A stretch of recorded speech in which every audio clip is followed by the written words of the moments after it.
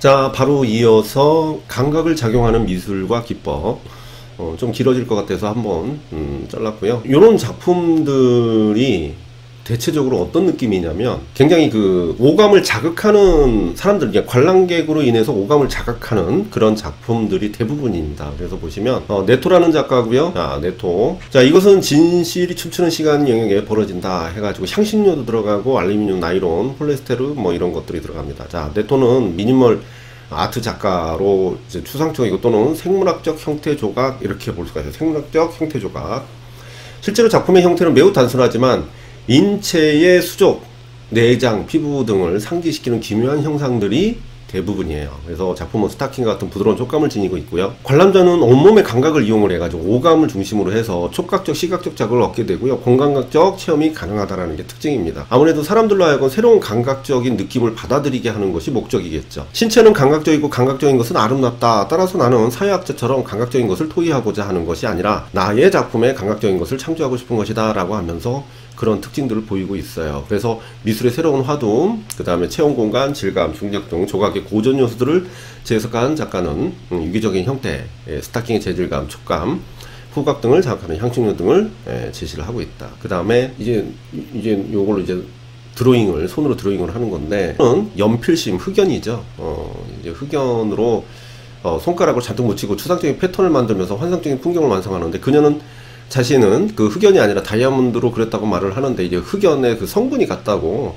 그래서 다이아몬드는 흑연이 오랜 시간 고도의 열과 압력을 받아 재탄생한 것으로 화학적으로는 동일한 고체 탄소에 시작된 것이다 라고 하면서 그냥 우기는 거죠. 예, 그냥 이거는 흑연가루로 했다 이러면 되는데 굳이 뭐 다이아몬드로 했다 뭐 이렇게 얘기할 필요가 있을까요? 자, 포트리에는 그 바이올린 작품인데 그 위에다가 거친 질감에 대한 어떤 그 물감을 올리고서 거기다가 이제는 그림을 표현한 건데, 자, 여기 보시면 포트레스 앵포르멜, 포트리에는 이제 앵포르멜의 주요 작가고요. 그와 함께 질감과 소재를 강조하는 회화를 최초로 제작한 작가 중에 한 사람입니다. 그래서 인질의 연작이 대표작이고요.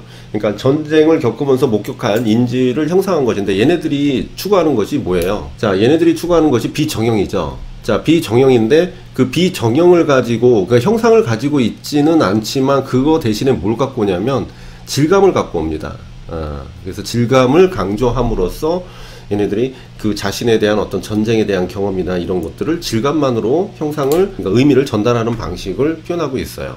이는 전쟁을 겪으면서 목격한 인질의 형상을 형상한 것이다. 그래서 물감을 겹겹이 두껍게 칠해서 만들어진 이미지가 추상적 형태로 보이면서 동시에 죽음과 신비로운 분위기를 연상시키죠. 세계대전은 예술가들에게 이성과 기계문에 대한 회의를 갖게 했고, 동시대 예술가들과 마찬가지로 포트리에 역시 인간이 인간에게 자행하는 박해와 학살을 추의 미학, 자, 이 추의 미학으로 형상화했다 이렇게 볼 수가 있습니다. 자, 요는 이 작품 자체가 이게 대리석입니다. 이게 대리석인데, 자, 스트라차의 작가인데 대리석으로 표현한 베일의 질감을 반투명한 실크 베일을 쓴 채 기도하는 성모 마리아 모습입니다. 스트라차는 19세기 이탈리아 조각가고요. 대리석으로 천의 주름과 투과성을 표현한 작품을 진짜 잘했죠. 예. 그래서 가려졌지만 모든 것이 드러나 는 이러한 대리석 조각 기법은 바로크 시대 베르니 조반니 작품에서도 볼 수가 있다. 자, 아루프입니다. 자, 요거는 제가 한번 그 시험 문제로 내려고 했던 부분인데 여기서 이런 부분이 나오네요. 여기 보시면은 1916년부터 다다 운동의 공동 창시자로 활동했고, 초기 다다 시기에 안에 소피 토이베르 아루프와 공동 작업으로 우연을 이용한 파페콜레를 이제 먹으로 그린 그림, 다다의 출판물을 위한 한복판화, 그 다음에 유기적인 형태의 추상적인 목조 부조 작품을 제작을 했대요. 다다 시기부터 우연을 이용한, 이 사람으로 인해서 우연성이 나타나죠. 그래서 1920년 중반에 파리로 이주한 초현실주의 운동에 참여해서 계속해서 우연을 강조를 합니다. 그래서 유기체적인 생명체를 연상시키는 추상조각을 통해서 근원적인 인간의 생명력, 유기체적인 그 형태는 생명력을 상징한다. 이것은 어느 작품이나 마찬가지예요. 자, 그래가지고 이제 여기서 이제는 제가 하려고 했던 내용이 여기서 나오는데, 아루프 이 작품에서 우연한 조합으로 아루프는 잘린 그림이나 종이 조각이 바닥에 떨어지면서 처음에 그렇게 시작을 했죠. 낸 우연한 조합을 그대로 작품화했는데 그것을 요거 체크해 놓으세요. 파페 데시레 그래서 찢겨진 종이들 혹은 파페 프루아세 이렇게 얘기하죠. 그래서 구겨진 종이들이라 불리는 이 실험의 의도에서 벗어난 자유로운 표현으로 우연성이죠. 무의식과 우연성을 중시했던 초현실 작가에게 영향을 미쳤다. 요거 체크해 놓으세요. 자, 램 작품인데, 자, 우툴두툴한 무릎 해가지고 되게 좀 약간 뭐랄까 그게 기분 좋은 형상은 아닙니다. 질감부터 해가지고 약간 소름 돋는데, 재료로 표현한 감각, 그래서 형광색 물체가 흘러내리는 듯한 이 조각 작품은 마치 외계 생물처럼 연상시키죠. 그래서 필리핀에서 태어나 텍사스에서 활동하는 미술가인데, 폴리우레탄, 아크릴 페인트, 그다음 에포시 레진 등을 사용해서 만든 그의 작품은 외계 형상에서 유기체 생물처럼 생겼다, 이런 것도 좀 작품이 나타나죠. 그 다음에 카푸어는 되게 많이 알려지고 여러분들이 잘 봐야 할 작가죠. 붉은색의 은밀한 부분을 반영하게 해서 영국에서 활동하는 인도 출신의 미술가인데, 명상적이면서도 새로운 대규모의 건축 조각, 이 사람은 건축 조각이 큰 그 기념적 조각으로 많이 알려졌습니다. 1991년에 영국 현대미술계 권위 있는 상인 터너상을 또 수상을 하고 새로운 영국 조각 세대를 대표도 한다고 나와 있죠. 기존의 조각 관행과는 차별화되는 가루로 된 안료 조각에서부터 스테인리스 스틸로 하는 거대 야외 작업과 왁스를 이용한 설치 작업까지 다양하게 작품으로 나타나긴 합니다. 카푸어가 작품을 통해 추구하는 바는 인도의 종교적 문화를 연상시키는 숭고함이라고 나오는데, 이 숭고함은 굉장히 많이 나와요. 숭고함은 건축 공간을 배경으로 하는 대규모 설치 조각의 경우 관람객을 압도하는 거대함과 지각적인 생경함을 통해서 숭고라고 부를 수 있는 미적 체험을 이야기하죠. 이러한 작품을 통해서 카푸어는 무한성에 대한 초월성, 뭐 이런 것들을 중심으로 얘기를 한다, 이렇게 보시면 되고, 텀블리 같은 경우는 시험 문제 나왔었기도 하고, 텀블리 추상학으로 독특한 선묘 양식입니다. 이 사람은 선묘가 중심이고, 그 다음에 상징적 기호, 서체 기법, 문자적인 요소, 낙서처럼 그런 식으로 표현하게 되죠. 일명 낙서화로 장르를 선보였고, 마치 아이들의 낙서처럼 시각인 글씨와 기호들은 고대 신화, 어디서? 고대 신화, 서사시대 등에서 영감을 받아서 표현했다. 그래서 도상학과 은유, 신화적 아이콘을 이용해서 작업한 것이고, 또한 그는 유럽에서 북아프리카의 고대 신화와 역사 종교를 떠올리게 하는 버려진 나무 조각이라 청동, 폐기물 등을 모아서 조각 작품을 만들기도 했대요. 텀블리는 추상 표현주의 자동기술과 연관성을 가지고 있으면서도, 자, 요거는 체크해 놔야겠죠. 이들과의 그 연계성 거리둠으로써 그만의 행위적 드로잉 기법과 캘리그래피 기법을 선보였는데, 캘리그래피라고 해도 되겠네요. 여기서 나와 있지 않죠. 여기론대로, 근데 요런데 나와 있거든요. 같은 붉은색이니까 헷갈리네. 그 다음에 생파리입니다. 자, 생파리인데 슈팅 페인팅입니다. 많이 나오죠. 많이 나오는데, 물감 주머니를 고정시켜 놓고 여러가지 물건에 그러니까 여러가지 그 물감의 색깔을 놓고 총을 쏘아 터뜨리면서 표현하는 것이죠.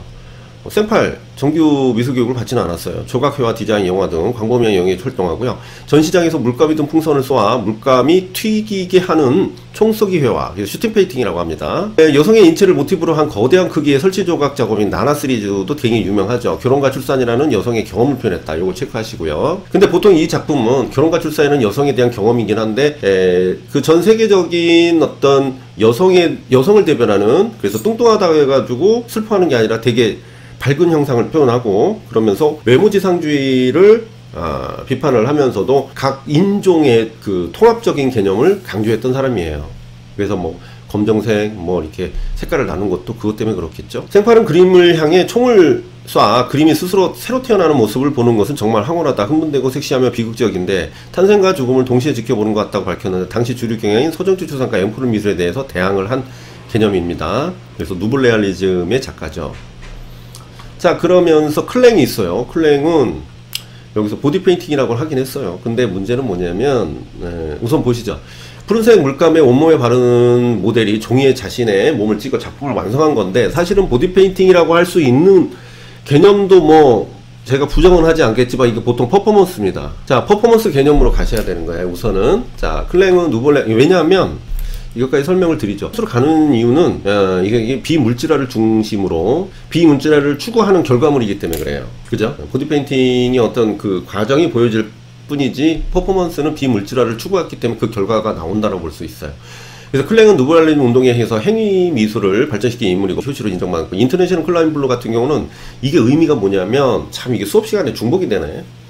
인터내셔널 클라인 블루 같은 경우는 비물질화를 추구하잖아요. 그럼 이 사람은 처음에 이제 모노크롬을 시작합니다. 푸른색 계열의 모노크롬을 하는데, 이게 물감으로 그린 것 자체도 인정을 안 하는 사람이에요. 이게 물성이 될 수 있다, 물질화가 될 수 있다, 이렇게 본 거예요. 그러다 보니까 자기만의 색을 갖고 있는 거예요. 그러면 어떻게 돼요?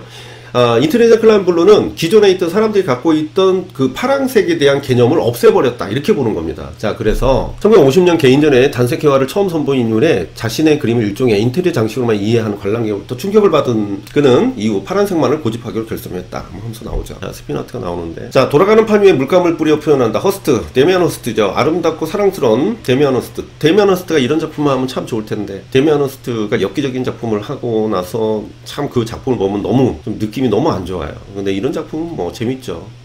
아름답고 사랑스럽고 숨막히는 그 시선이 꼭대기를 향하며 날아가는 그림 해가지고, 자, 허스트는 영국의 미술가로 논쟁적인 작품으로 유명해졌어요. 일종의 놀이와 같은 스피나트도 이제 그중 하나래요. 허스트는 뛰어난 자기 홍보 이력, 기업가적인 수완으로서 그 1990년 와이베이 그 작가 영국 젊은 미술가들을 지칭을 하는 용어인데, 대표적인 작가로 명성을 높였고요. 그가 화단의 반향을 일으킨 첫 번째 작품이 천년이었다. 이 작품은 두 개의 커다란 유리 캐비넷 안에 죽은 송아지 머리와 구더기가 있고, 구더기에 생긴 파리들이 썩은 송아지, 갖고 이렇게 표현을 하니까 얼마나 엽기적입니까. 그래서 작가는 일찍부터 죽음이라는 개념, 그래서 요거는 기억하셔야 돼요. 이 사람이 자꾸 이렇게 죽은 사체를 가지고서 표현하는 게 죽음이라는 개념. 그러니까 이 죽음과의 인간과의 관계에서 죽음을 맞닥뜨렸을 때의 어떤 인간에 대한 감정, 이것을 중요시 여기는 것이죠. 죽은 동물이나 원료로 하여서 죽음에 대해서 성찰하게 하는 작업을 합니다. 그래서 죽음에 다룬 작품 외에 다양한 색상의 점들로 구성된 회화 작품과 디자인 작업을 또 했어요. 그래서 학습용 해방 모델을 확대한 찬가를 발표해 해방 모형을 만드는 회사로부터 표절 혐의로 고소당하기도 했대요. 그래서 그런 작품들 참고하시면 될 것 같고요. 그 다음에 액션 페인팅은 뭐 볼 게 있을까? 자, 액션 페인팅. 자, 밑에 보시면 미국 추상표현주의 선도적인 인물이고요. 40년대 중반에 물감을 떨어뜨리며 흩어뿌리는 기법, 드리핑이라고 하죠. 드리핑. 그 다음에 이젤을 사용하지 않고 바닥에, 이것도 전통 회화랑 다른 점이라고 볼 수가 있어요. 바닥 캔버스를 놓은 상태에서 물감을 바로 캔버스 위에 붓거나 떨어뜨리고 안료를 상업용 에나멜 페인트를 사용했다는 거죠. 붓 대신 막대기, 모종삽, 나이프 등을 사용을 했대요. 그래서 로젠버그가 액션 페인팅이라고 얘기를 한 거죠. 이러한 드리핑 기법의 시작에서는 우연한 발견이라든가 인디안의 그림, 요거 체크하셔야 합니다. 깃벌 본뜬 것이라든가, 그래서 초현실주의 오토마티즘, 당연히 영향받았죠. 오토마티즘 영향받았는데, 인디안의 그림, 그러니까 이 모래 그림 얘기하는 거예요. 바닥에다 이렇게 둥글게 해가지고 점괘 치는 모래 그림, 이제 그걸 얘기하는 거고, 이 기법의 주적인 출자는 초현실주의 자동기술법, 특히 에른스트의 작업에서 나온 것으로, 에른스트는 물감이 담긴 깡통에 구멍을 뚫고 물감을 캠퍼스에 떨어뜨려 그림을 그렸어요. 이런 그림도 있었대요. 그래서 액션 페인팅의 시대적 배경으로는 2차 세계대전 직후에 미국에서 양자역학과 정신무수학이 번성하기 시작하면서 사람들이 세상의 자의식과 잠재의식을 차원에서 인식하기 시작했다는 점을 들 수가 있다. 자, 이렇게 보시면 되고, 에른스트 뭐 이렇게 나오죠. 그 다음에 프로타주, 그래서 에른스트 프로타주, 그 다음에 이런 것은 이제 꼴라주다. 그 다음에 로샤, 종이에다 아이스크림 데칼코마니움 사진을 촬영했는데 아이스크림 갖다가 이렇게 아깝게, 예. 자, 이것을 로샤 테스트, 좌우 대칭의 잉크 얼룩을 통한 심리검사법, 로샤 테스트에서 영감을 받았어요. 영감을 받아서 만든 로샤 테스트야. 그래서 데칼코마니죠. 데칼코마니 보시면 되고. 근데 우리가 이거 아는 건데 왜 보냐는 거지. 그것은 뭐냐면 이게 시험 문제 나올 확률이 상당히 높다라는 겁니다. 교과서에서 거론되는 거, 그 중에 하나가 나오는 거니까 우리가 하나라도 놓쳐서는 안 되죠. 그럼 뭐 이렇게 나올 만한 걸 선별하긴 하지만. 자, 이중섭도 이런 작품을 했는데 이게 그라타주입니다. 이중섭이 이제 이걸 이제 그라타주라고 봐야 되는 것도 있고, 또 그라타주 의미도 봐야 되겠죠. 그래서 크레용이나 색연필 등으로 형태를 그린 후에 그 위에 어두운 색을 덧칠하고 송곳이나 칼끝으로 긁어내는 기법을 그라타주라고 합니다. 이걸 그렇게 만든 거죠. 이중섭 요거 나오면 그라타주 하셔야 돼요. 바틱, 그래서 물과 기름의 반발, 그 다음에 모자이크 나오죠. 모자이크. 자, 그 다음에 터키 전통미술의 그 에브르, 그래서 마블링 기법입니다. 에브르까지 몰라도 마블링, 물 위에 유성 물감을 떨어뜨린 후 도구로 저어서 모양을 만들고 그 위에 종이를 덮어 물감이 묻어나게 하는 기법이다. 그래서 요 기법까지 오케이. 제가 이제 또 이거 편집해서 올려야 될 것 같고요.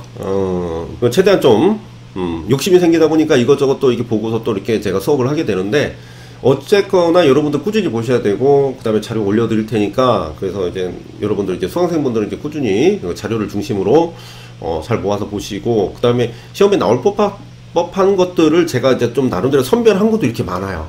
그래서 제가 요즘에 이상하게 집에 이제 늦게까지 작업하고 들어가면은 이렇게 좀 초췌한 모습으로 찍기가 참 그렇더라고요. 이제 구독자 수도 많아지고 하는데, 그래서 학원에 왔을 때 좀 피곤하긴 하더라도 시간이 좀 되면은 그때 이제 학원 와서 찍으려고 마이크도 지금 준비를 해서 이렇게 핀 마이크로 하면 또 소리가 잘 안 꽂힌다네요. 그래가지고 벌써 길들여져 가지고 이 마이크로 해야 된다.